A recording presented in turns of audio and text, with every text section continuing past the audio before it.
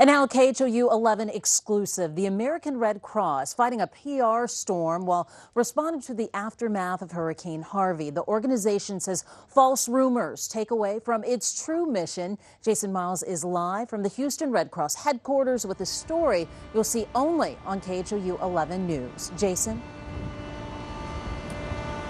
Hey there, Mia. I got a one-on-one interview with a Red Cross official from Washington. He welcomes anyone with concerns or doubts to come watch the operation and see some of the thousands of Red Cross volunteers right here in Houston helping Harvey victims. Get somebody a Ford truck and get this one out. I'll get her.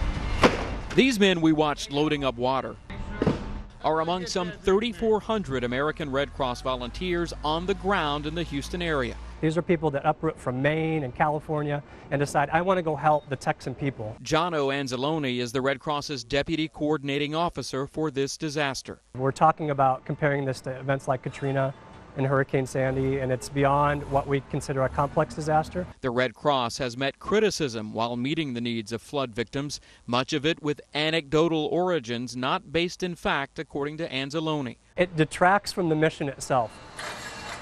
Anzalone admits the Red Cross's overhead costs are higher than some other nonprofits.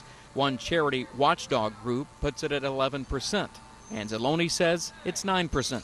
And that overhead allows us to account for feeding, bulk distribution, and the other programs that we know people need in a time like this. We walked around one of the warehouses used to store items for Harvey relief. This is just a small example of what's being stored at places across Houston. Teeny, teeny, tiny. Anzalone says people concerned about cash donations should know money meant for local victims will stay in Texas, even as the Red Cross responds to disasters elsewhere, like Hurricane Irma.